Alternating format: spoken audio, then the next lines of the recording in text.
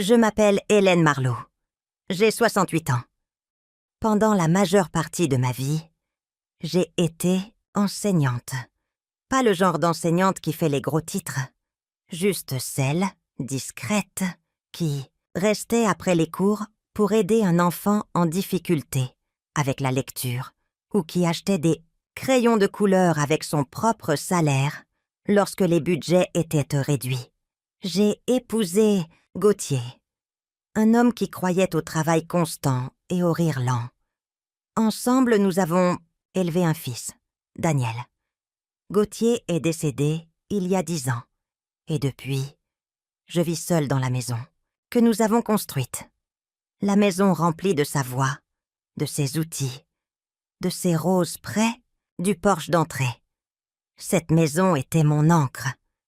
Mais les ancres rouillent quand les tempêtes durent trop longtemps. J'étais allée à l'hôpital pour une opération de la hanche.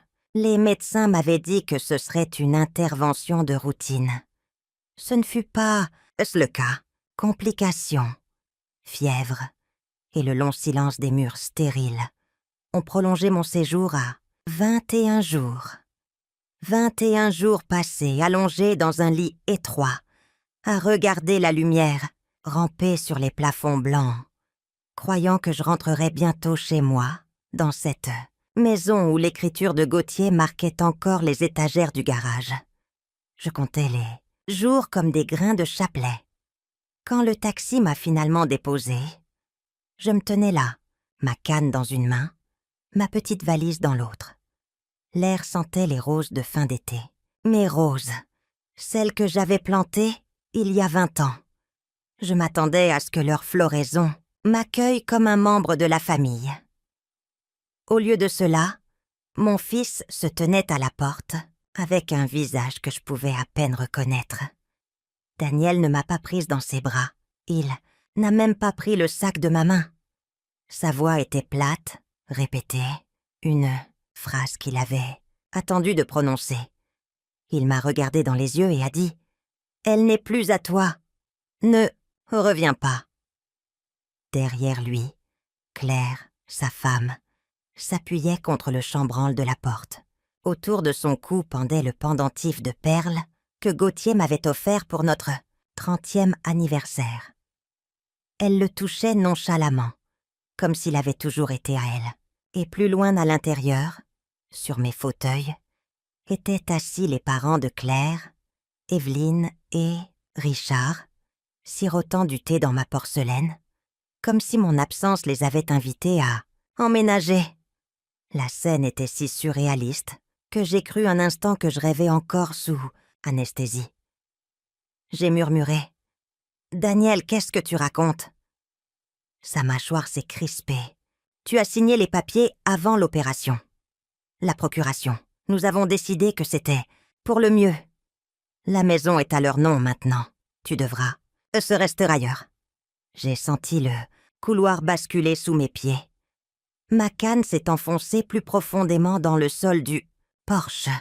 Le garçon qui pleurait autrefois parce qu'un voisin l'avait accusé d'avoir volé des cartes de baseball. Il était venu en courant vers moi, en larmes, jurant qu'il ne prendrait jamais ce qui n'était pas à lui, me disait maintenant que ma propre maison était perdue. La mère de Claire a souri, ses lèvres minces. Nous avons déjà emballé certaines de tes affaires. Elles seront livrées où que tu choisisses de rester. Par la porte ouverte, je pouvais voir des cartons empilés dans le garage. Ma vie réduite à du carton. Mes souvenirs scellés par du ruban adhésif. J'ai voulu crier, exiger, leur rappeler les nuits où je travaillais tard à corriger des copies, les repas que je préparais, les chèques d'hypothèque que Gauthier et moi écrivions jusqu'à ce que nos mains nous fassent mal. Mais je ne l'ai pas fait. Quelque chose de plus froid, de plus tranchant, de plus stable est monté en moi à la place. J'ai croisé le regard de Daniel. Il a détourné les yeux le premier. « Profitez-en », ai-je dit. Ma voix était calme, presque douce. Puis j'ai tourné les talons, ma canne tapotant, ma valise roulant. J'ai descendu les marches du porche, les laissant tous en silence. Le taxi était parti. J'ai continué à marcher jusqu'au coin de la rue, chaque pas arrachant quelque chose de lourd de ma poitrine. Je n'ai pas regardé en arrière. Cette nuit-là, dans la petite chambre d'hôtel où je me suis enregistrée, j'ai fixé le vieux carnet en cuir de Gautier, la seule chose que j'avais emportée avec moi. Son écriture à l'intérieur murmurait « Si la vie te coince un jour, souviens-toi que tu as toujours su lire les chiffres. » Une semaine plus tard, la maison qui m'avait été volée ne leur semblerait plus si sûre. Une semaine plus tard, cette simple phrase « Profitez-en » deviendrait le début de leur panique. C'est le silence dont je me souviens en premier. Les hôpitaux ne sont jamais vraiment silencieux. Pas avec les machines qui bipent, les chariots qui roulent et les pas lointains qui résonnent dans les couloirs stériles. Pourtant, quand j'étais allongée dans ce lit après mon opération de la hanche, le silence me semblait plus lourd que les murs eux-mêmes. Il s'insinuait en moi, creux et froid, comme si le monde extérieur à ma chambre avait oublié mon existence. Le chirurgien avait affirmé que l'intervention s'était déroulée sans accroc. Mais ensuite sont venues la fièvre, la complication, la douleur lancinante qui m'a maintenue enchaînée pendant des jours.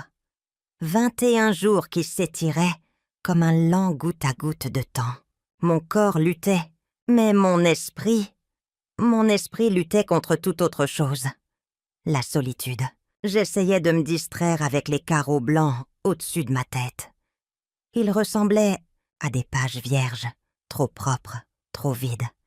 Chaque nuit, j'écoutais le gémissement du climatiseur et je me disais que je tiendrais jusqu'au lendemain matin. Je me raccrochais à mon souffle, au battement de mon propre cœur, les comptant comme des prières.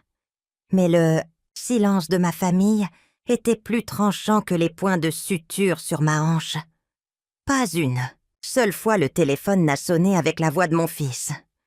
Pas une seule fois je ne l'ai entendu demander « Maman, comment tu tiens le coup ?» Ils savaient que j'étais là. Ils le savaient tous. Pourtant, ma chambre restait silencieuse, à l'exception des infirmières yeux fatigués qui entraient et sortaient, comme des ombres, portant des plateaux et vérifiant les moniteurs, mais ne s'attardant jamais. À côté de moi, sur la petite table roulante, se trouvait le carnet en cuir de Gautier. Il l'avait emporté partout, même quand il tombait en morceaux au niveau de la reliure. Sa couverture était douce après des années passées entre ses mains.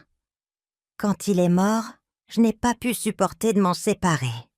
C'était comme le perdre une seconde fois. Alors, je l'ai apporté avec moi à l'hôpital, pensant que cela pourrait me réconforter. Parfois, je traçais du doigt les plis du cuir. Parfois, je l'ouvrais pour voir son écriture. Carrée, droite, stable. Gautier avait toujours été stable. Il me disait souvent « Hélène, c'est toi qui maintiens tout droit, qui nous garde tous alignés. Ne l'oublie pas. » Dans cette chambre, ces paroles résonnaient comme un ordre que je ne pouvais plus exécuter. La famille était brisée, tordue dans des directions que je ne reconnaissais pas. Mon fils était absent, distant, trop occupé ou trop indifférent. Peut-être les deux. Mon rôle de celle qui maintenait tout aligné s'était dissous dans cet air stérile. Je ne pouvais rien aligner depuis ce lit. Je ne pouvais même pas m'aligner moi-même. J'ai essayé d'écrire dans le carnet de Gautier, mais le stylo tremblait dans ma main.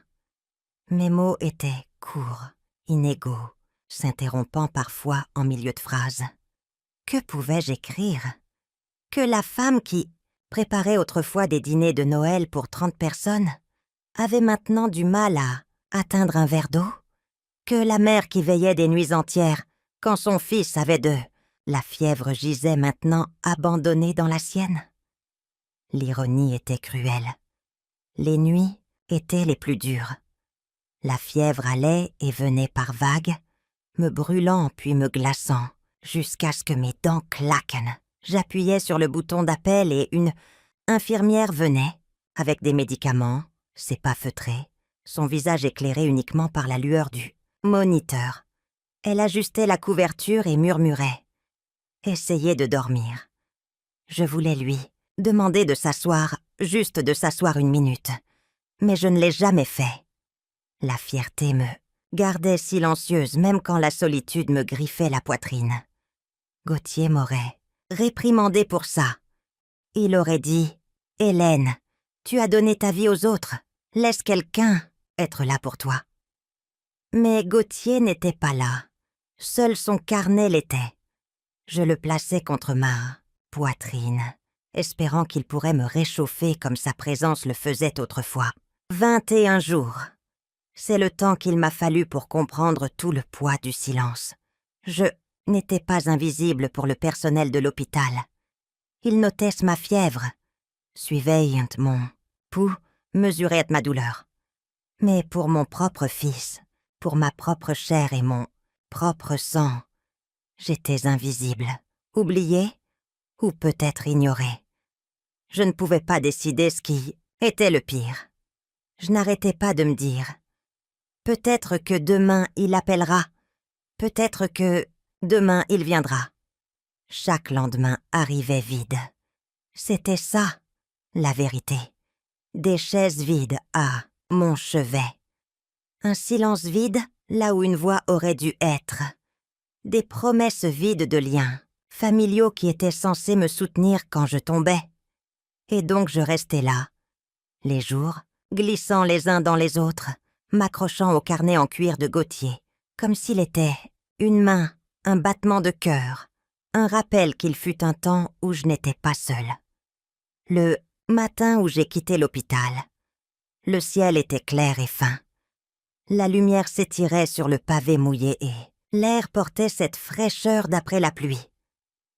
Le taxi a roulé sous les vieux chênes et s'est arrêté devant ma maison.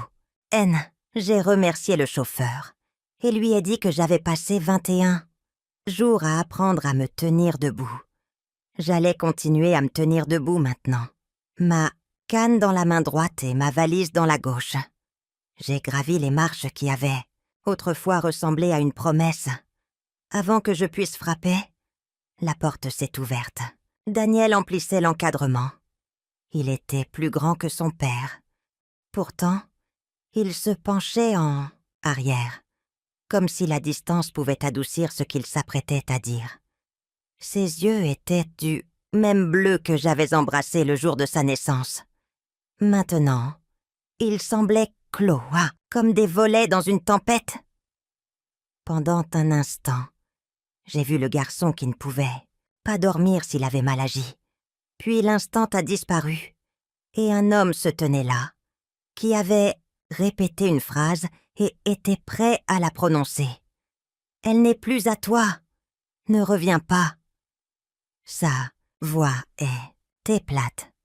Derrière lui, Claire posait une main sur le montant de la porte. À son cou pendait le pendentif de perles que Gauthier m'avait offert pour notre 30e anniversaire. Par-dessus son épaule, Evelyne était assise dans mon fauteuil, les chevilles croisées. Richard dépliait le journal local comme si le gros titre disait « Bienvenue chez nous ». Ma lampe brillait sur la table d'appoint.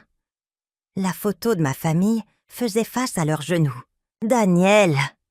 ai-je dit en stabilisant ma respiration. « Je suis à la maison. » Claire a répondu « Pour lui. Tu as signé les papiers avant l'opération. La procuration. Nous avons agi vite pour ton bien.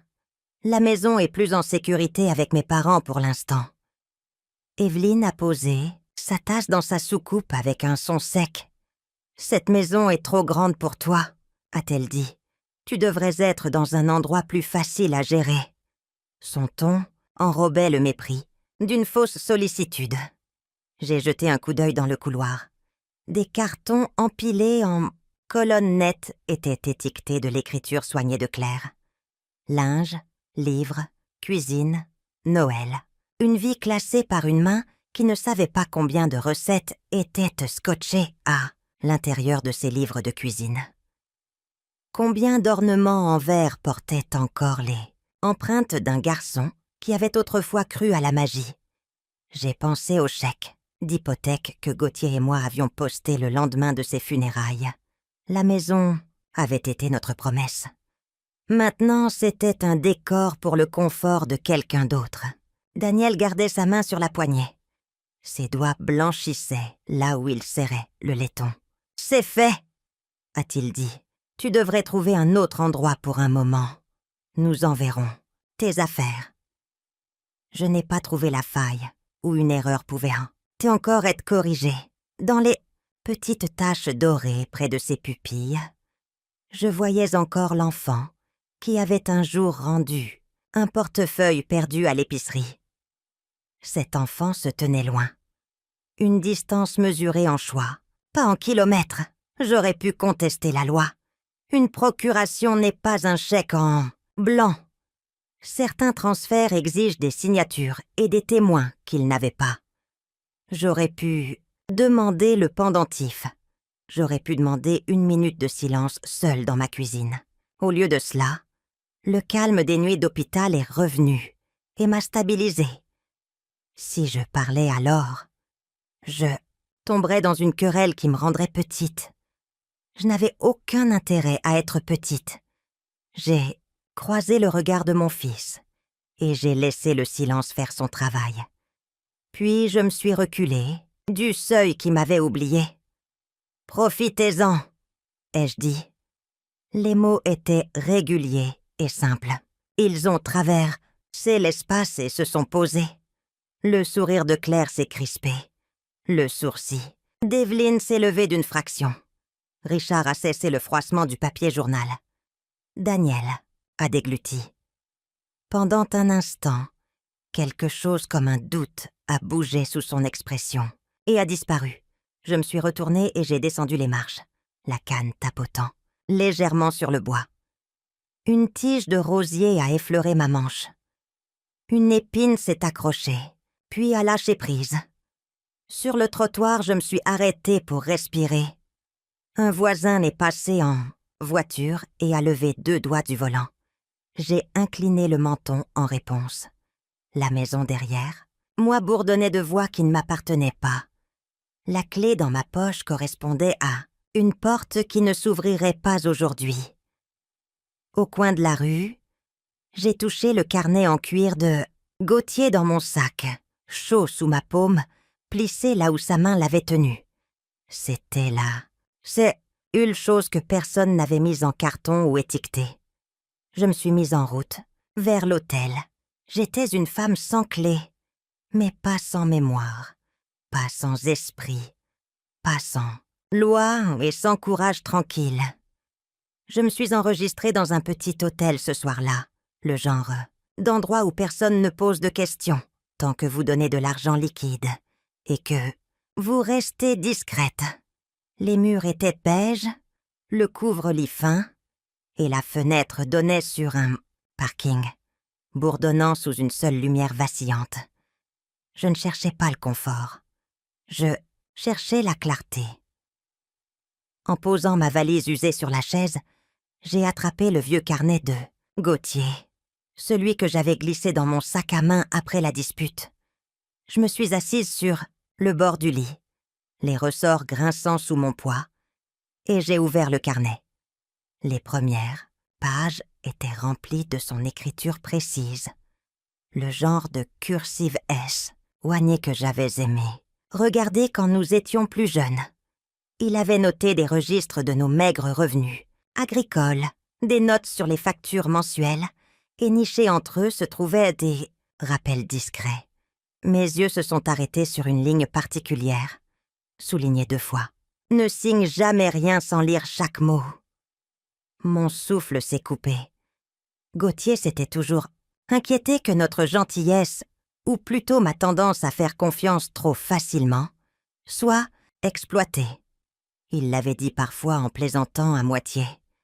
Mais maintenant ces mots résonnaient, comme une bouée de sauvetage venue de l'au-delà. J'ai tracé l'encre avec mon doigt, et j'ai murmuré. « Tu savais, n'est-ce pas ?» Comme s'il m'avait laissé un message, me préparant pour ce moment précis où nos enfants se retourneraient contre moi pour une terre qu'ils n'avaient pas gagnée. Le carnet est devenu plus que du papier. C'était Gauthier lui-même qui parlait à travers les marges, me pressant de ne pas céder sous la pression. Mais je ne pouvais pas faire ça seule. Pour la première fois depuis des années, j'ai composé un numéro que je n'avais pas appelé depuis trop longtemps. Marguerite Hayes, ma plus chère, amie de l'université, la femme qui avait choisi le prétoire plutôt que la cuisine et qui ne s'en était jamais excusée. Quand elle a répondu, sa voix était nette et stable, perçant à travers mon épuisement. « Hélène, ça va ?» a-t-elle demandé. Pas d'hésitation, pas de politesse. « Non !» ai-je admis, ma gorge se serrant. Ils ont essayé de me faire signer pour la maison. Ma voix s'est brisée. Ils m'ont blessée, Marguerite. Et je pense qu'ils vont continuer d'essayer. Un silence d'un instant, puis le bruissement de papier, le claquement d'une portière de voiture en arrière-plat. « Où es-tu » a-t-elle exigé. « Le grand hôtel, chambre 12. Ne bouge pas, j'arrive dans 20 minutes. » Fidèle à sa parole, le coup frappé à ma porte a retenti comme un signal de sauvetage.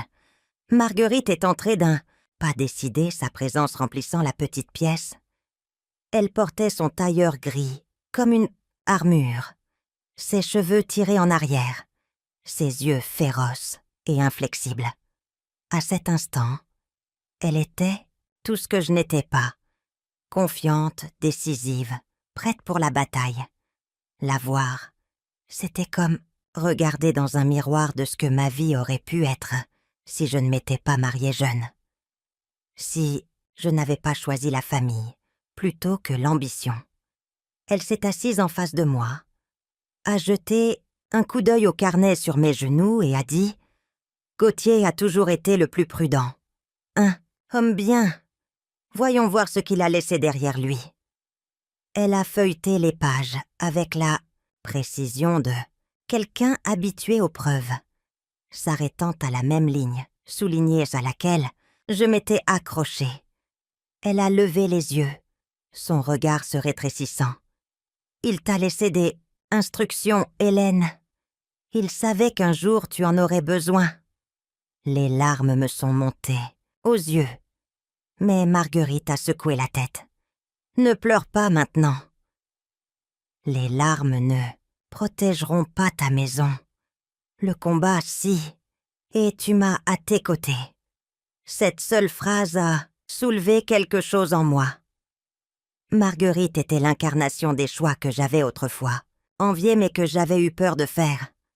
L'indépendance, l'autorité, un refus de plier. Assise dans cette chambre de motel terne, nous formions un portrait de divergence. Moi, usée par des années de sacrifice, et elle, affûtée par des années à tenir tête. Pourtant, dans ce reflet, j'ai vu de l'espoir. Si elle pouvait se tenir droite, peut-être que je le pouvais hausser. Elle s'est penchée en avant, sa voix un ordre à voix basse. « Demain, nous commençons. Par le service du cadastre. Je veux chaque acte de propriété, chaque titre, chaque papier que tes enfants pensent pouvoir toucher. Ils sont sur le point d'apprendre que ton silence n'a jamais été de la faiblesse. C'était de la patience. Et pour la première fois depuis des années, je l'ai cru. Je n'aurais pas dû y retourner. Mais quelque chose en moi me ramenait vers la vieille maison comme une marée qui refusait de se retirer. Ma hanche me faisait encore mal depuis l'opération, mais je me suis garée un peu plus loin dans la rue. J'ai attendu que les lumières à l'intérieur s'éteignent, et je me suis glissée par le portail latéral, comme une étrangère s'introduisant dans sa propre vie. Chaque pas sur le gravier était à la fois une trahison et une reconquête. La porte du garage a gémi quand je l'ai soulevée, assez fort pour me figer. Mais personne n'a bougé. La poussière tourbillonnait dans le faisceau de ma lampe de poche. Je pouvais sentir le faible mélange d'huile de moteur et de vieux cartons, l'odeur des années que j'avais emballées et stockées, pensant qu'elles seraient toujours en sécurité ici. Je n'étais pas là pour les bijoux ou les titres de propriété ou les choses que Daniel et sa femme voulaient me faire signer. Je voulais une boîte, celle que j'avais, scotchée moi-même il y a 30 ans. La boîte qui portait encore de faibles traces d'une écriture que seul Gauthier aurait pu faire. C'est très audacieux et stable qui disait « Souvenir de mariage ». Je me suis accroupie et je l'ai trouvé derrière une pile de guirlandes de Noël et de matériel de sport oublié. Mes doigts tremblaient en balayant les toiles d'araignée. Le ruban adhésif a cédé après une lente déchirure. Oh, et quand le couvercle s'est ouvert, le temps s'est déversé. La première chose que j'ai vue, c'est notre album de mariage. La couverture en cuir était craquelée, mais les photos à l'intérieur étaient encore nettes. Gauthier dans son costume sombre, moi en dentelle, souriant comme si l'éternité était une promesse gravée dans la pierre.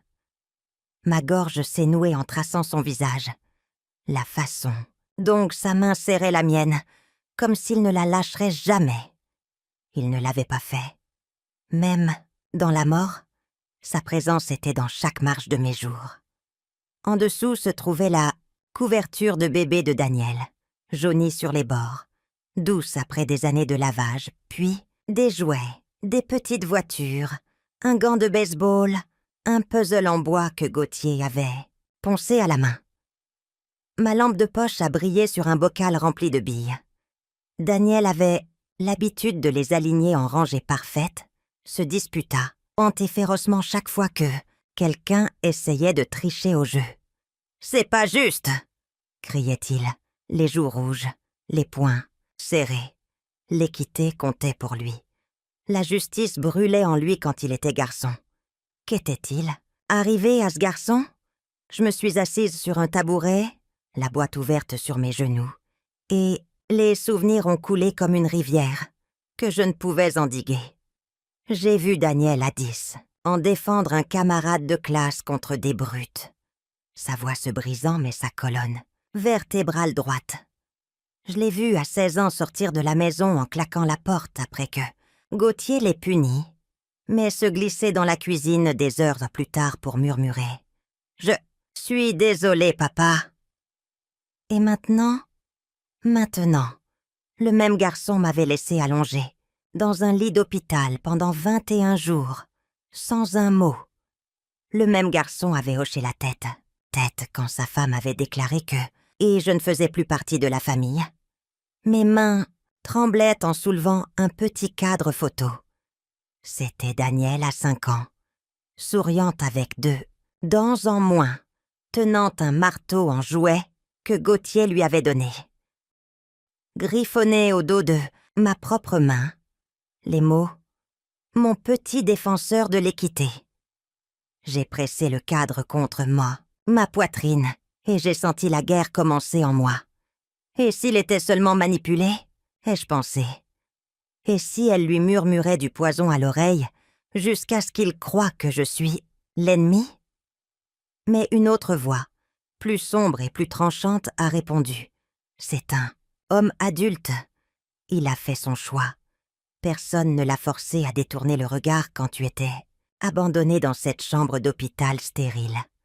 Personne d'autre n'a envoyé ces textos te disant de rester à l'écart. C'était sa main, son téléphone, son silence.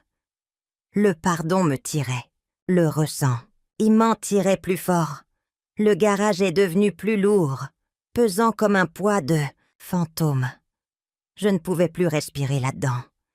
J'ai fourré le cadre dans la poche de ma veste et j'ai refermé la boîte, scellant à nouveau le passé. Ma hanche a protesté quand je l'ai soulevée, mais je l'ai portée jusqu'au coffre de ma voiture. Avant de partir, je me suis retournée pour regarder le garage une dernière fois. Les étagères, la poussière, les ombres, tout cela ressemblait à un mausolée d'amour et de trahison. Je l'ai refermé silencieusement, laissant derrière moi les choses que je ne pouvais pas emporter. Sur le chemin du retour, les larmes brouillaient la route. Ma poitrine me faisait mal avec la question que je ne pouvais faire taire. Daniel était-il vraiment perdu pour moi? Ou l'avais-je perdu bien avant, trop aveuglé par l'amour pour voir les fissures se former? J'ai serré le volant pile, Usfort. Le carnet de Gauthier était dans mon sac, son écriture stable me pressant de ne pas signer, de ne pas abandonner. Mais mon cœur posait une question différente, la plus difficile de toutes. Puis-je pardonner à mon fils s'il a été trompé? Ou dois-je affronter la vérité que la trahison était son choix, pas le sien? La voiture ronronnait, m'emportant dans une nuit sans réponse. Seulement la douleur aiguë du souvenir et le silence creux de l'espoir qui s'effiloche. J'avais pris soin de ne pas m'attarder trop longtemps autour de l'ancienne maison après ma dernière visite. Chaque recoin portait l'odeur de la trahison, mais un fil invisible continuait de me ramener vers le quartier, comme une affaire inachevée, murmurant à travers les fissures, de chaque trottoir que j'avais arpenté pendant des décennies. C'était en fin d'après-midi, quand je l'ai vu, M. Peterson, mon voisin depuis près de 30 ans. Son allure s'était ralentie, son dos plus courbé, mais ses yeux étaient aussi vifs que jamais. Il m'a aperçu près de la clôture et s'est approché en traînant les pieds, son souffle visible dans l'air frais. « À moi. Tu ne devrais pas trop traîner par ici, Hélène, » a-t-il dit doucement, jetant un coup d'œil autour de lui comme si les arbres eux-mêmes pouvaient écouter. Mais je suppose que les vieilles racines ne meurent pas facilement. J'ai esquissé un faible sourire, bien qu'il n'y ait aucune chaleur derrière. J'avais juste besoin de prendre l'air, besoin de me souvenir. Il s'est penché, baissant encore plus la voix. « Tu devrais savoir quelque chose. J'ai vu beaucoup de réunions chez ta belle-fille ces dernières semaines. Des voitures que je ne reconnais pas. Des hommes en costume. Des types avec des porte-blocs. Mon cœur s'est accéléré. Des réunions. Peterson a hoché lentement la tête. Pas juste une ou deux fois. Régulièrement. Tous les jeudis soirs. Parfois le samedi. Ils se rassemblent dans la sala, manger comme si c'était la mairie. Et il ne s'agit pas seulement de ta maison, Hélène. Je l'ai entendu une fois en promenant le chien. Quelque chose à propos de parcelles, de zonage et de potentiel de redéveloppement. Ces mots ont atterri comme des pierres dans ma poitrine. Ma maison n'était pas simplement un trophée pour Daniel et sa femme. C'était une pièce de quelque chose de bien plus grand. Un puzzle valant des millions, peut-être. Plus. Rezonage. Ai-je répété, ma voix à peine un murmure. « Oui, » a-t-il dit. Il ne parle pas d'une seule propriété. Il parle de tout le pâté de maison. Peut-être de toute la rue. Tous ceux d'entre nous qui sommes ici depuis des décennies. Pouf, disparu. Il a claqué ses doigts fins. Le promoteur tourne comme des vautours quand ils sentent le profit. Et tes enfants, ils sont en plein milieu. J'ai senti mes genoux faiblir. Pendant si longtemps, j'avais essayé de considérer la trahison de Daniel comme personnelle, comme s'il ne s'agissait que d'héritage, de loyauté entre une mère et son fils. Mais les mots de Peterson m'ont forcé à affronter quelque chose de plus glaçant. Peut-être que ce n'était pas simplement un conflit familial. Peut-être que c'était de la collusion. Les images des cartons dans le garage sont revenues. Daniel, enfant, tenant un camion jouet cassé, exigeant l'équité. « C'est pas juste, maman. Je mérite la même chose que les autres. » Et le Voilà maintenant, adulte, prêt à se tenir aux côtés d'étrangers en costume sombre, effaçant non seulement l'équité, mais les foyers même des familles, qui avaient partagé des clôtures de jardin et des fêtes, de quartier avec nous pendant des décennies. J'ai dégluti, difficilement. As-tu entendu des noms? Quelque chose de spécifique? Peterson a secoué la tête. Non juste des murmures sur des investisseurs, des commissions de rezonage, et à quel point les choses iraient plus vite une fois ta propriété liquidée. Il riait, Hélène, il riait comme si c'était déjà chose faite. Ces mots m'ont transpercé plus profondément que le silence de Daniel ne l'avait jamais fait. Ce n'était pas seulement de la trahison, c'était de l'arrogance. Ce genre de cupidité tranquille et confiante qui se nourrit de l'impuissance des autres. Un conflit moral me tiraillait, vif et implacable. Se pouvait-il que Daniel ne soit qu'un instrument, qu'on lui ait promis une part d'un gâteau qu'il ne comprenait pas entièrement? Ou avait-il volontairement troqué son sens de l'équité enfantin contre une place au bas, en quai du profit et de la tromperie? Ma gorge s'est serrée en essayant de m'imaginer le confronter, le regarder dans les yeux et lui demander « Était-ce vraiment ton choix ou n'es-tu que leur pion ?» Un instant, Peterson a posé une main sur mon bras, sa vieille peau chaude contre la mienne. « Hélène, je ne sais pas ce que tu comptes faire, mais sois prudente. Ce n'est plus seulement une affaire de famille. C'est du business. Et quand le business est impliqué, la compassion est la première chose à disparaître. » J'ai hoché la tête, lentement, bien que mon cœur batte la chamade de terreur. La compassion pouvait disparaître dans leur monde, mais dans le mien, c'était la seule boussole qu'il me restait. Pourtant, je savais une chose avec une certitude sombre. Je ne pouvais plus raconter cette histoire comme étant uniquement la trahison de mon fils. C'était une tempête qui se préparait au-dessus de tout le quartier. Et si Daniel avait vraiment choisi de se ranger du côté de la tempête, alors le pardon ne serait plus possible. Le café était calme ce matin-là. Le genre d'endroit où les voix se noyaient dans l'arôme des grains torréfiés et où personne ne regardait de trop près qui que ce soit d'autre. Hélène était assise en face de Marguerite, ses mains serrées autour d'une tasse en porcelaine ébréchée. La vapeur s'élevait en volute, mais elle n'avait pas touché son café. Marguerite se pencha en avant, sa voix basse, délibérée. Si Daniel fait ça, il ne le fait pas seul. Des papiers comme ça n'apparaissent pas de nulle part. Quelqu'un le soutient. Probablement la famille de sa femme. Les yeux d'Hélène suivirent le bord de sa tasse. Le contrat que Daniel avait poussé sur la table de sa cuisine 2 soirs auparavant brûlait encore dans sa mémoire. Les pages denses de jargue en juridique, les endroits où il avait pointé en disant « Signe juste, maman, c'est seulement une formalité. » « Une formalité ?» murmura Hélène avec amertume. « C'est le mot qu'il a utilisé. Mais ces signatures ?» Elle fouilla dans son sac à main, sortant la photocopie qu'elle avait faite. Elles ne sont pas cohérentes. Regarde ici. Ce cachet de notaire est or. Séquence et cette clause. Daniel ne connaît même pas la terminologie. Il a dû être coaché. Marguerite plissa les yeux vers le papier, hochant lentement la tête.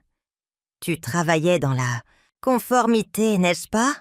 Pour la banque. » Hélène s'autorisa un petit sourire pincé. 20 ans, jusqu'à ce que la maladie de Richard me force à rester à la maison. Je passais au crible les contrats, les prospectus, les documents de prêt, à la recherche de divergences.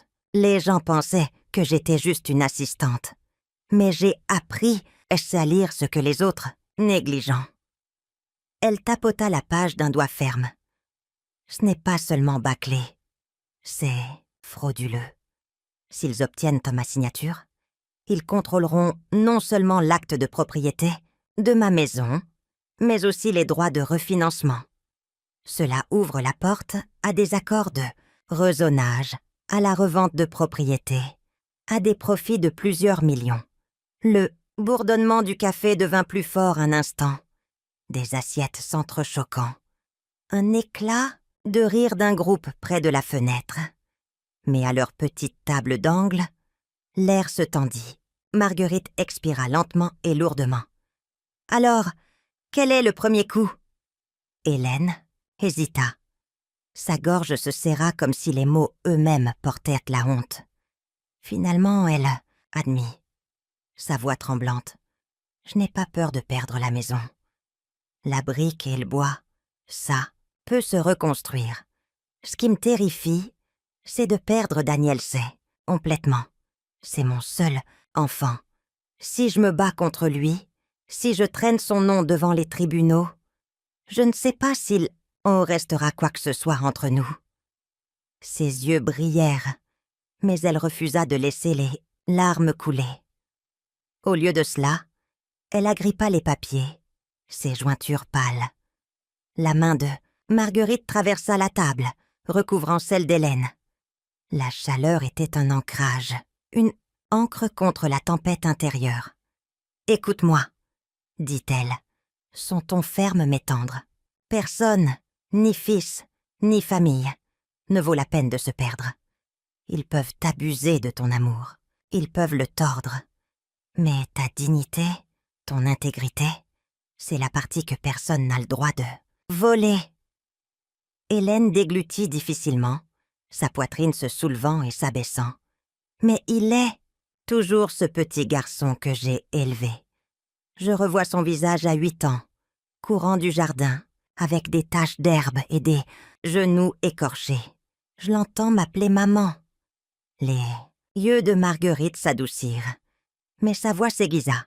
« Ce petit garçon n'est pas l'homme, assis en face de toi maintenant, exigeant ta signature.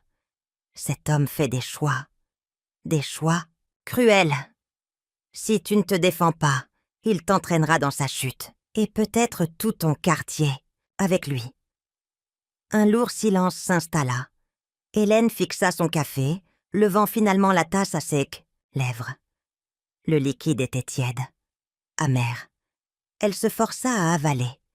Puis, lentement, la résolution commença à poindre dans sa voix. « Nous aurons besoin de preuves, de traces écrites, d'incohérences, de témoignages. S'ils utilisent des documents falsifiés, il y aura un notaire qui a enfreint le protocole, une date qui ne correspond pas, une piste financière qui ne colle pas. » Marguerite hocha la tête. « Et je t'aiderai à creuser. À nous deux, nous pouvons cartographier ce âcre coin de leur stratagème. » Hélène rangea les papiers dans son sac, sentant leur poids comme une malédiction et un bouclier à la fois. Elle croisa le regard de Marguerite. Son ton maintenant stable. « Je ne fuirai pas. Pas cette fois. Si Daniel veut me faire tomber, il devra d'abord faire face à la vérité. » Pour la première fois depuis des semaines, ses épaules se soulevèrent un peu plus légèrement. Le plan silencieux avait commencé. Pas bruyant, pas vengeur, juste délibéré, prudent et enraciné dans la seule chose que Daniel avait oubliée. La force tranquille de sa mère. La nuit était plus froide qu'elle n'aurait dû l'être pour un début de printemps. Hélène était assise tranquillement dans sa voiture, garée un peu plus loin dans la rue de la maison qu'elle avait autrefois construite, avec Gauthier.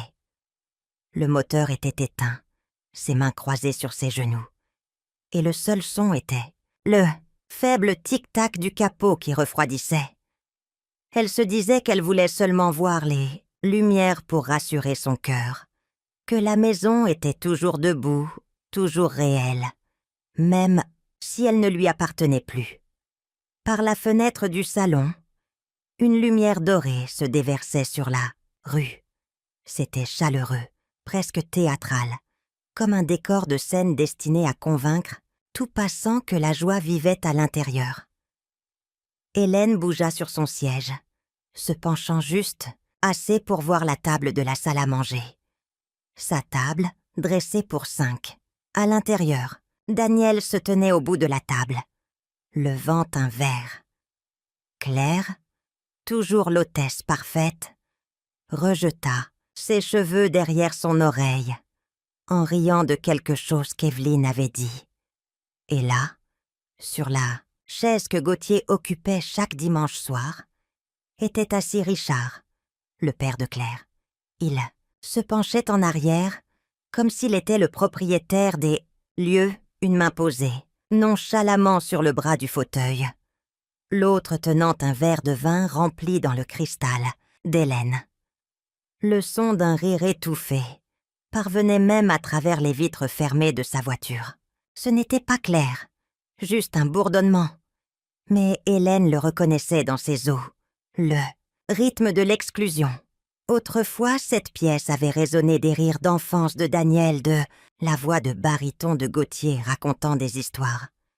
Maintenant, elle avait été transformée en une scène pour une célébration qui l'effaçait. Les yeux d'Hélène s'attardèrent sur l'espace, vide à l'autre bout de la table. Elle pouvait presque y voir Gauthier, inclinant la tête avant un repas, sa chaise tirée près de la sienne. Ce soir, cette chaise avait disparu, remplacée par celle de Richard. L'homme qui n'avait jamais mis les pieds dans sa cuisine du vivant de Gauthier présidait maintenant un festin, comme s'il était à sa place. Sa poitrine se serra. Ce n'était pas la perte de la maison elle-même, bien qu'elle sût que la piste administrative se tissait déjà contre elle. Ce n'était même pas les contrats dont Marguerite l'avait averti. Non, la blessure était plus profonde. Regardez Daniel rire dans ce cercle, comme si cet arrangement était naturel, comme si sa mère était une relique qu'il valait mieux laisser. Dehors, était plus tranchant que n'importe quelle trahison écrite à l'encre.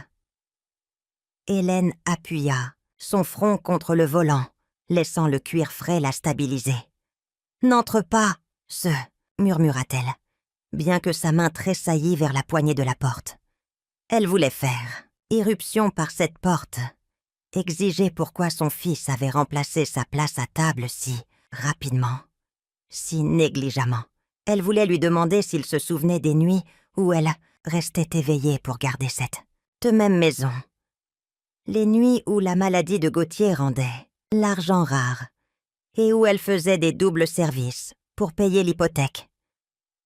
Mais la voiture resta immobile. Hélène ne bougea pas. Elle réalisa que si elle entrait, elle ne trouverait pas de réponse. Seulement plus de silence déguisé en politesse, plus d'humiliation déguisée en célébration. Le rire s'éleva de nouveau, assez fort pour percer ses pensées. Elle tourna son visage vers la fenêtre une dernière fois. Claire se pencha pour murmurer quelque chose à l'oreille de Daniel. Il sourit, trinquant avec elle.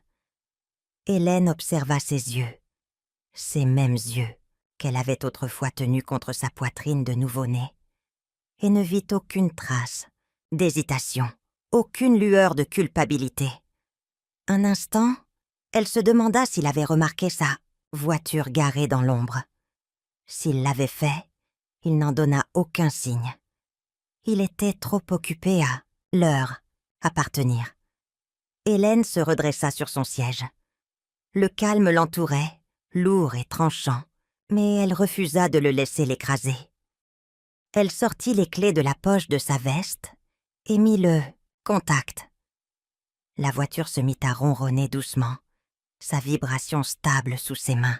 Elle ne jeta pas un regard en arrière en s'éloignant. Les lumières de la maison s'estompèrent dans son rétroviseur jusqu'à n'être que des points dans le ciel nocturne. Chaque lampadaire qui passait s'étirait sur son pare-brise comme un lent rideau silencieux, tombant sur une scène où elle ne souhaitait plus jouer. Au bout de la rue, Hélène expira. Ce n'était pas du soulagement, pas encore. Mais c'était quelque chose proche de la clarté. Elle avait vu ce qu'elle avait besoin de voir, la maison qu'elle avait construite, le fils qu'elle avait élevé, la chaise que Gauthier occupait autrefois. Rien de tout cela ne lui appartena, et de ce soir.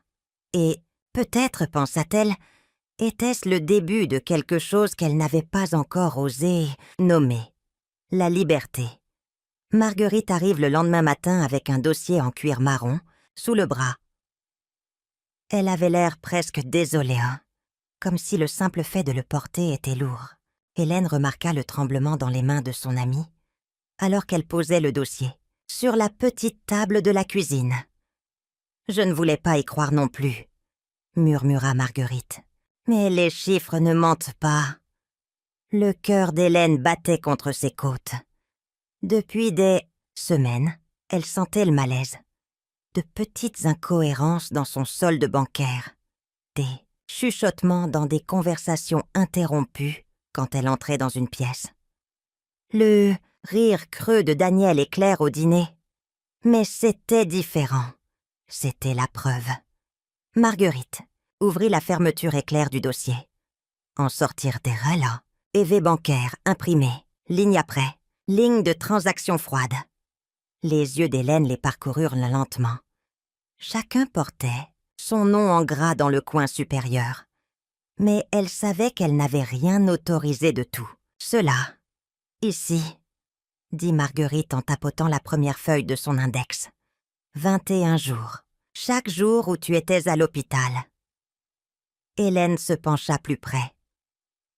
Les chiffres se brouillèrent. D'abord. Elle cligna des yeux, ajusta ses lunettes, puis la vérité se fit jour. Virement, retrait, grosse somme passant de son compte personnel à un compte de holding inconnu. Son souffle se coupa, mais je n'étais même pas à la maison. J'étais sous sédatif la plupart de ces jours. Marguerite hocha la tête d'un air sombre. Exactement. Et c'est ce qui rend tout, cela d'autant plus délibéré. Hélène sentit l'air se raréfier autour d'elle. Elle s'agrippa au bord de la table, se stabilisant alors que le sol sous ses pieds semblait basculer. Elle avait fait confiance à son fils pour superviser les choses pendant sa convalescence. Elle avait signé les simples formulaires qu'il lui avait présentés, à peine consciente, croyant qu'il ne s'agissait que de paperasse d'assurance. Marguerite fit glisser la dernière page. « Regarde la signature. » Hélène se figea. La feuille portait le nom complet de Daniel, pas le sien, A.A. Tsiosa, côté des autorisations de virement. Son écriture inimitable, légèrement inclinée avec le paraphe qu'il avait adopté au lycée. Son estomac se tordit. Pas seulement Claire, pas seulement les beaux-parents, son propre fils. « Il les a signés ?» murmura Hélène. Plus pour elle-même que pour Marguerite. Il les a signés comme si l'argent était à lui. Le poids de la trahison s'installa comme une pierre sur sa poitrine. Les souvenirs affluèrent, sans y être invité. Daniel a 12 ans, retournant en courant dans une épicerie parce qu'une femme avait fait tomber son portefeuille. Il avait refusé de garder le billet de 50 € à l'intérieur. Il avait arboré ce sourire de garçon en disant « Ce n'était pas à moi, maman. On rend ce qui n'est pas à nous. » La voix d'Hélène se brisa. L'enfant qui a un jour rendu 50 € est maintenant l'homme qui vole sa propre mère. Sa main tremblait en posant le papier. Elle ne pouvait se résoudre à le regarder à nouveau. C'était comme regarder dans un miroir brisé en 1000 morceaux tranchants, chaque reflet coupant plus profondément que le précédent. Marguerite tendit la main sur la table, posant doucement sa paume sur celle d'Hélène. « Je suis tellement désolée, Hélène. J'ai essayé de trouver une autre explication. Peut-être une erreur. Peut-être une erreur administrative, mais là, ist trop nette, trop délibérée. » L'esprit d'Hélène revoyait les jours d'hôpital. Daniel à son chevet, lui tapotant la main, lui disant de ne pas s'inquiéter. Claire planant avec une sympathie de façade. Et maintenant, elle le voyait clairement.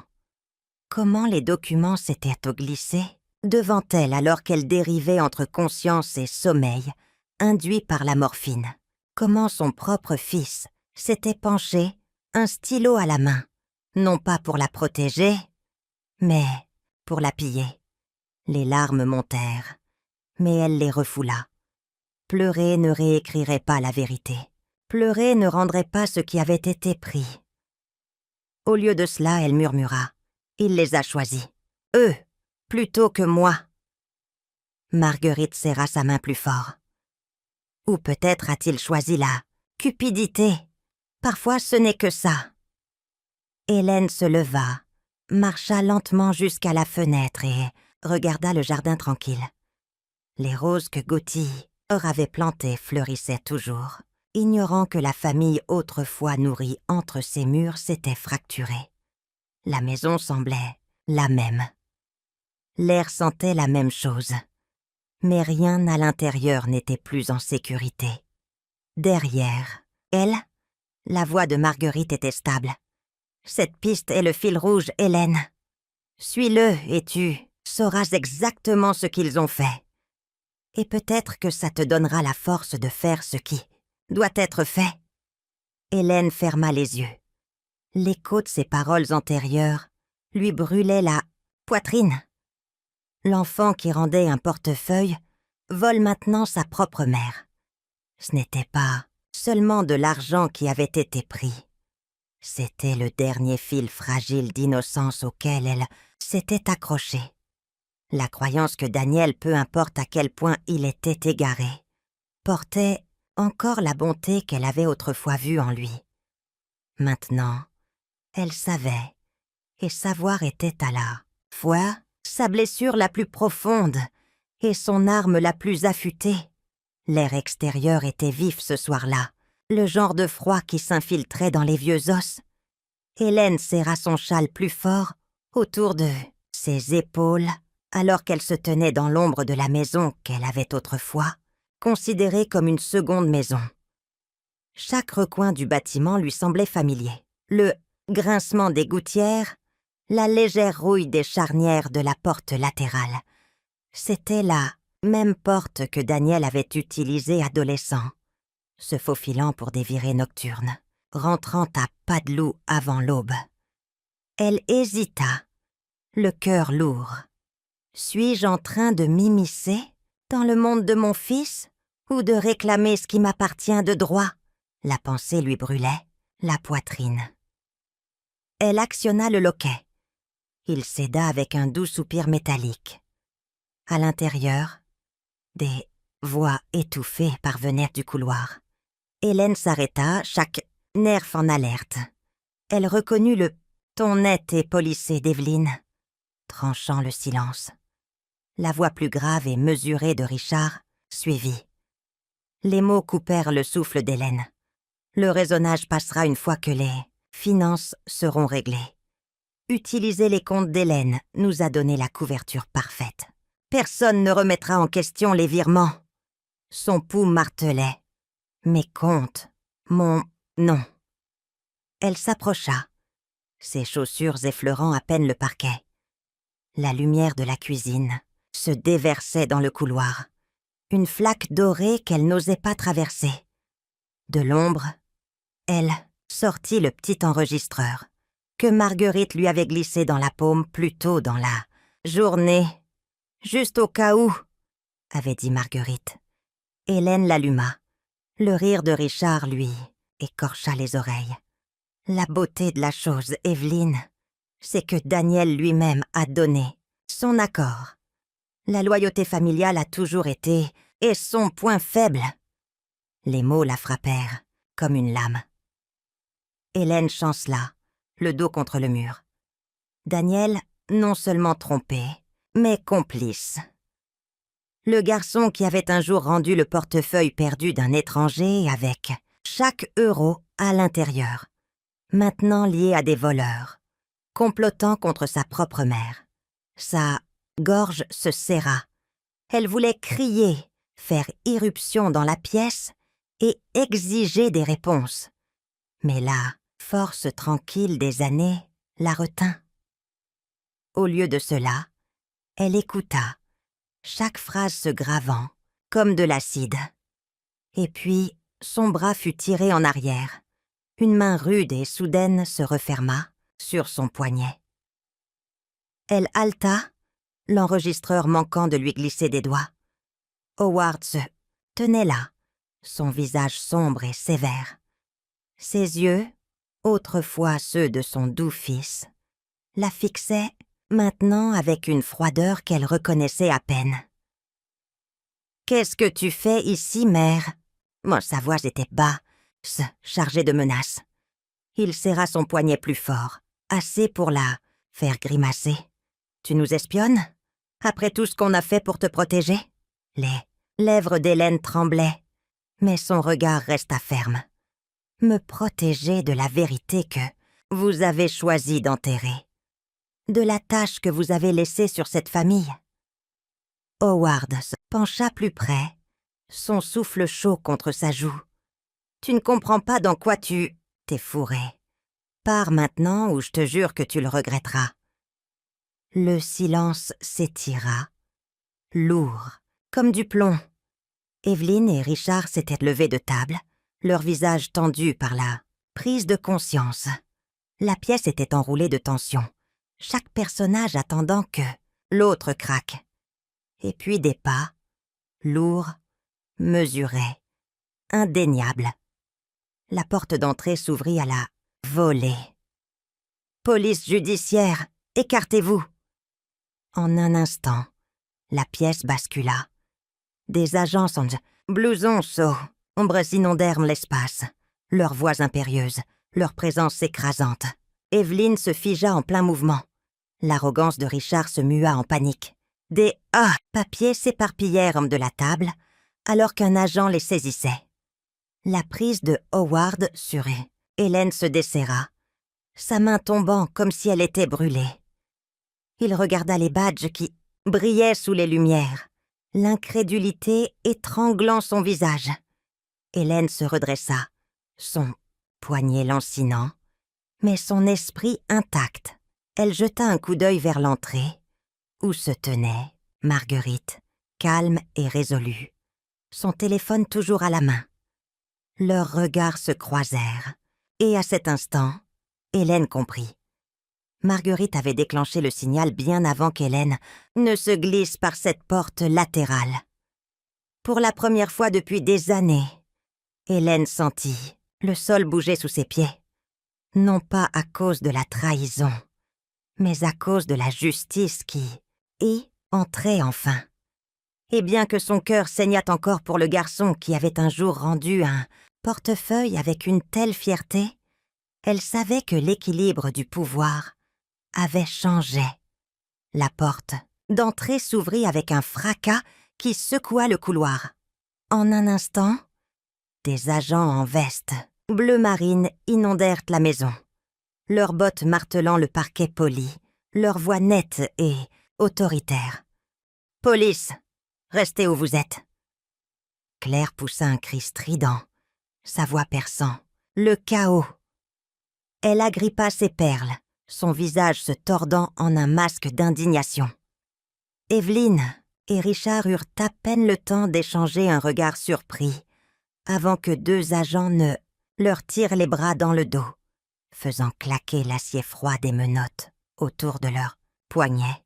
« C'est une erreur. »« Savez-vous qui nous sommes ?» cracha Evelyn, se débattant contre la prise sur son bras.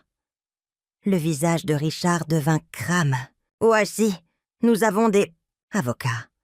Vous ne pouvez pas simplement... » Mais ces protestations furent noyées par le chœur de commandements autoritaires, alors que les agents se déployaient dans la pièce, saisissant des dossiers, des téléphones, saisissant la confiance qui avait autrefois défini le domaine.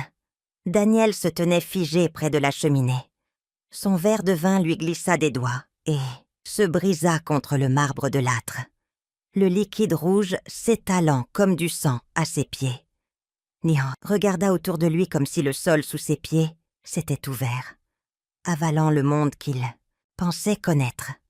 Hélène entra silencieusement depuis le couloir latéral, sa silhouette calme au milieu de la tempête. Ses mains tremblaient légèrement, mais sa voix était stable. Elle avait bien choisi son moment. Pendant des années, elle avait été mise de côté, diminuée, traitée comme si elle était invisible. Ce soir, elle était pas invisible. Ce soir, elle était l'axe, sur lequel toute la maison tournait. Les yeux de Daniel la trouvèrent. Son visage était pâle. Ses lèvres s'entr'ouvrirent. Mais aucun mot ne sortit. Les agents resserrèrent les menottes sur Évelyne et Richard. Claire continuait ses protestations stridentes, appelant le nom de Daniel comme s'il pouvait les protéger des conséquences. Mais Daniel ne bougeait pas. Il ne le pouvait pas. Son regard était fixé sur Hélène et il y avait de la confusion, de la trahison et une lueur de quelque chose comme de la peur. Finalement, sa voix perça le bruit, rauque et tremblante. « Maman, qu'est-ce que tu as fait ?» Hélène sentit la question là, frapper comme une lame, mais elle se tint droite. Elle avait répété ce moment dans son esprit. Pourtant, la réalité était plus lourde qu'elle n'aurait pu l'imaginer.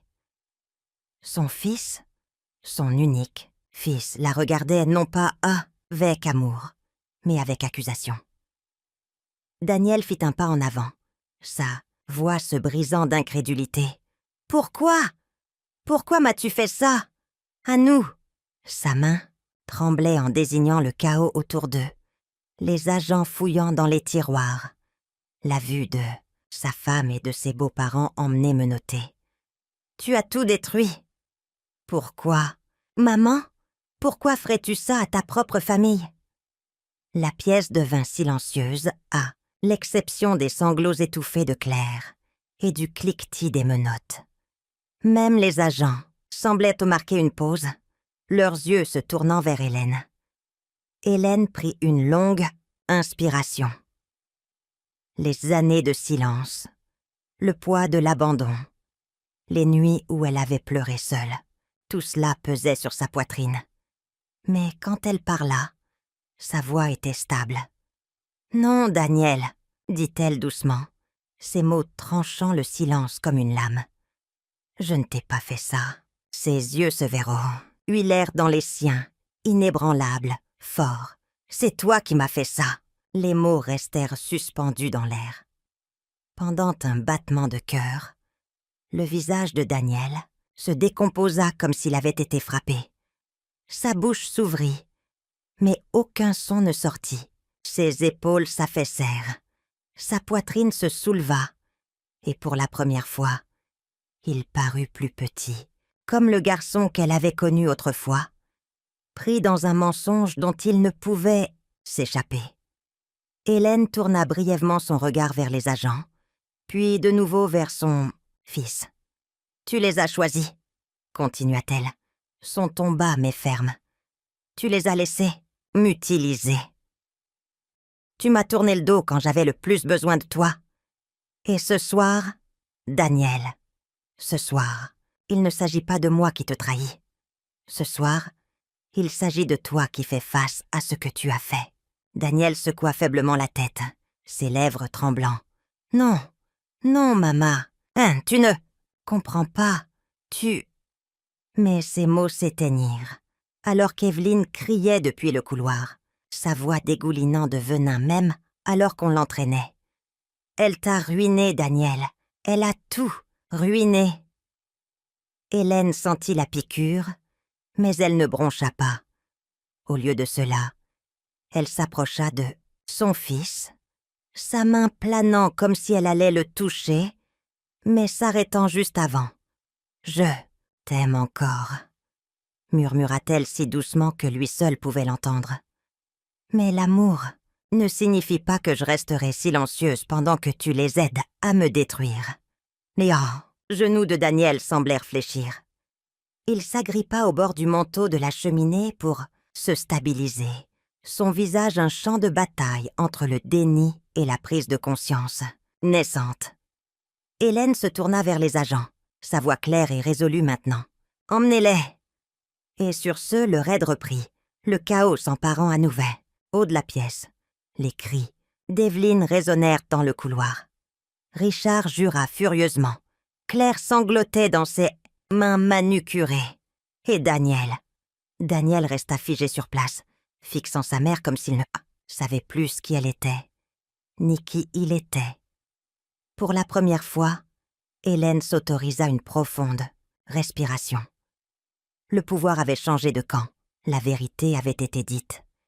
Et bien que son cœur lui fît mal sous le poids du regard de son fils, elle savait qu'il n'y avait pas de retour en main arrière possible. Le parloir de la prison sentait légèrement le désinfectant et l'air vicié. Des rangées de tables en métal boulonnées au sol s'alignaient dans l'espace comme des témoins silencieux. Les gardiens se déplaçaient avec le rythme rigide de la routine. Des clés cliquetaient alors qu'ils vérifiaient chaque porte. Hélène était assise et attendait, ses mains croisées sur ses genoux, les plis de ses paumes pressées contre une seule enveloppe.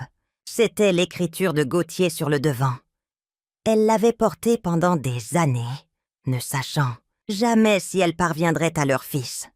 Maintenant, enfin, elle avait une destination. La porte a bourdonné et Daniel est entré, conduit par 2 gardiens. Sa combinaison orange était ample sur lui, ses épaules voûtées, comme si le poids de ses choix avait physiquement courbé sa colonne vertébrale. Hélène sentit son cœur se serrer, non pas de colère cette fois, mais d'un chagrin plus profond que tout ce qu'elle avait connu. « Maman !» Sa voix se brisa, rauque et hésitante, alors qu'il s'asseyait en face d'elle. Il ne tendit pas la main vers elle. Peut-être ne s'en sentait-il pas digne. Peut-être savait-il qu'elle pourrait se retirer. Hélène fit glisser l'enveloppe sur la table. « C'était pour toi. Ton père l'a écrite avant de mourir.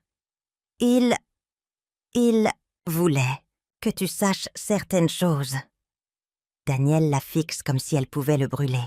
Ses doigts tremblaient quand il l'ouvrit enfin. Le papier bruissa doucement dans l'air vicié. Il commença à lire. « Mon fils, si tu lis ceci, je suis peut-être déjà parti. La vie est plus courte qu'on ne l'imagine, et je ne peux pas quitter ce monde sans te dire qui tu es à mes yeux. Tu n'es pas parfait. Aucun de nous ne l'est. Mais tu es le mien. J'espère que tu te souviendras, toujours du garçon qui m'a un jour rapporté mon portefeuille, après l'avoir trouvé dans le jardin. Chaque euro encore à l'intérieur. Ce garçon, Daniel, est toujours en toi. Ne laisse pas ce monde te l'arracher. » La voix de Daniel vacilla. Sa poitrine se souleva, alors que des sanglots éclataient. Les gardiens jetèrent un coup d'œil. Mais Hélène leva légèrement la main silencieusement, leur demandant de permettre ce moment. « Je suis tellement désolée. Maman !» murmura Daniel, les larmes tombant sur le papier. « Je savais ce que je faisais. J'ai signé ces virements. Je les ai laissés me convaincre que c'était juste des affaires, que tu ne le remarquerais jamais. Mais c'était moi. Je t'ai trahi. » Hélène déglutit, la gorge sèche. Elle regarda son fils, le même garçon qui courait autrefois dans leur champ, qui riait avec son père en réparant le tracteur, qui pleurait pour des genoux écorchés, maintenant réduit à un homme enchaîné. Il leva son regard, humide de culpabilité. « Je plaiderai coupable, j'accepterai la peine qu'ils me donneront. Je ne me battrai pas, je ne le mérite pas. » Un silence s'étira entre eux. Le seul son était le faible bourdonnement des néons au-dessus. Hélène parle enfin, sa voix basse, presque tremblante. « Daniel, je ne sais pas si je peux te pardonner, pas encore, peut-être jamais. Ce que tu as fait. » Elle marqua une pause, posant sa paume à plat sur la table comme pour s'ancrer. Ce que tu as fait a brisé plus que la confiance. Ça a brisé le cœur même de ce que signifie la famille. » Daniel baissa la tête, incapable de croiser son regard. Mais Hélène continua, son ton s'adoucissant, bien que ses mots portaient le tranchant de la vérité. « Je suis toujours ta mère. Ça n'a pas changé. Je ne sais pas si je reverrai un jour le garçon qui a rendu ce portefeuille de 50 €, mais je me souviens encore de lui. Et j'espère que la prison ne le tuera pas pour toujours. » Les sanglots de Daniel devinrent silencieux. Sa poitrine secouait, ses épaules s'effondrant. Vers l'intérieur, il serra la lettre de Gauthier contre sa poitrine comme une bouée de sauvetage. De l'autre côté de la table, Hélène restait stable, ses yeux brillants mais secs. Elle avait pleuré toutes ses larmes et elle a ça longtemps. Ce qui restait était quelque chose de plus lourd, de plus silencieux. Un deuil sans contour, un deuil qui ne criait pas, mais qui existait simplement. Quand le gardien signala que le temps était écoulé, Daniel la regarda, une dernière fois. Ses lèvres s'entr'ouvrirent, mais aucun mot ne sortit. Peut-être niant, avait-il plus. Hélène se leva lentement. Elle posa brièvement sa main sur la vitre de séparation qui séparait la mère du fils, bien qu'ils ne fussent qu'à quelques centimètres l'un de l'autre. « Je ne sais pas si je te pardonnerai, » murmura-t-elle plus pour elle-même que pour lui, « mais je ne cesserai jamais d'être ta mère. » En s'éloignant, le poids moral du moment pesait sur sa poitrine. L'amour et la trahison pouvaient-ils coexister? La maternité pouvait-elle survivre à une telle blessure? Le public est laissé avec la même question, obsédante. Une mère doit-elle le pardonner à un fils qui a volé sa confiance, sa sécurité et presque son âme? Hélène ne connaissait pas la réponse. Pas encore. Mais elle savait une chose. Ce n'était pas la fin de l'histoire. 6 mois plus tard, la maison d'Hélène ne portait plus. Le silence aigu du deuil. Le temps n'avait pas effacé les cicatrices, mais il les avait adoucies, ponçant les bords déchiquetés jusqu'à ce qu'ils ne coupent plus si profondément.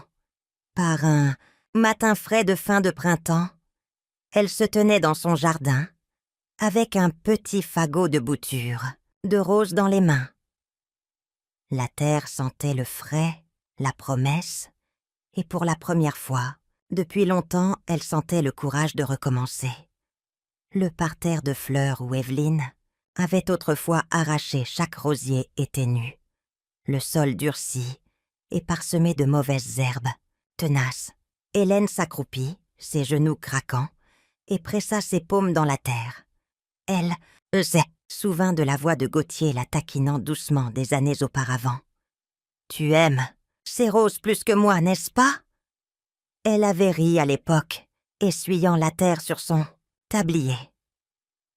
Mais maintenant, les souvenirs piquaient comme du parfum sur un vieux tissu. Doux, mais lourd d'absence. Elle commença à travailler lentement, ameublissant la terre, plantant les boutures une par une. Chaque tige était fragile mais vivante. Tandis qu'elle travaillait, elle entendit des pas approcher. Se retournant, elle vit sa voisine, Madame Peterson, une femme de 70 ans aux yeux bienveillants, portant un plateau de jeunes plants. « J'ai entendu dire que vous replantiez, » dit Madame Peterson. « Je me suis dit que vous auriez peut-être besoin d'un coup de main. » Derrière elle venaient 2 autres voisins, l'un tenant un arrosoir, l'autre avec des gants de jardinage. Bientôt, une demi-douzaine, une de personnes, se trouvaient dans le jardin d'Hélène, agenouillés dans la terre, bavardant doucement, comme si sa solitude les avait tous attirés. La poitrine d'Hélène se serra. Pendant si longtemps, elle avait porté la honte en silence, convaincue que sa douleur la marquait, comme faible. Mais voici des gens qui ne demandaient rien d'autre que la chance de partager leurs mains, leur présence, Ce n'était pas une famille de sang, mais une communauté de choix. À midi, le parterre autrefois stérile était de nouveau vivant, rempli de jeunes rosiers se dressant comme des soldats de l'espoir. Hélène essuya la terre de ses paumes et sentit une légèreté qu'elle n'avait pas connue depuis des années. À l'intérieur de Dutwatosa, la maison, elle fit bouillir de l'eau et posa la vieille tasse de thé de Gauthier sur le rebord de la fenêtre. La porcelaine était ébréchée sur un bord, mais elle refusait de la remplir. Ah sœur, c'était plus qu'une tasse, c'était une encre.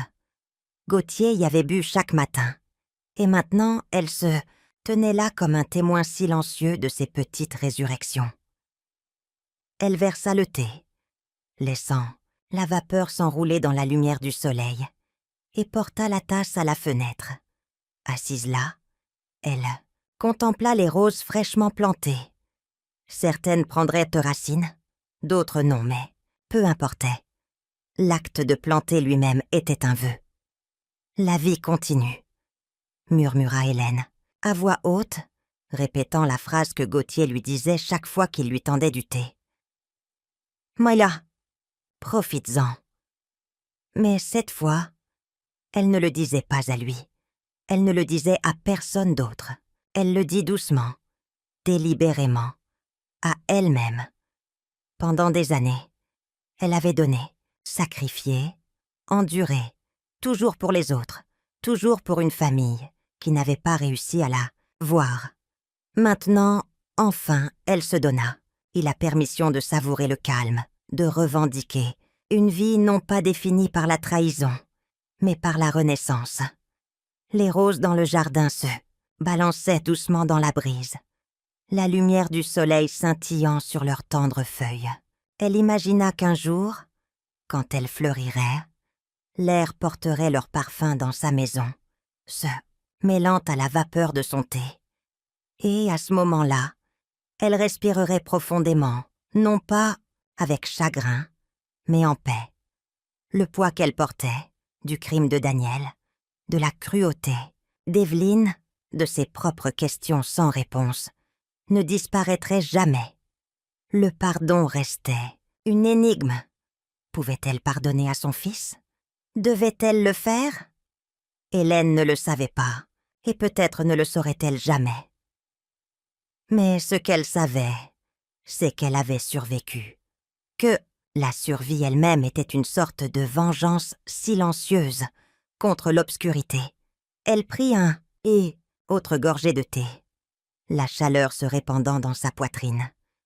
Puis elle reposa la tasse sur le rebord et sourit. Pas le sourire forcé qu'elle montrait aux autres, mais un sourire privé, petit et réel, juste pour elle.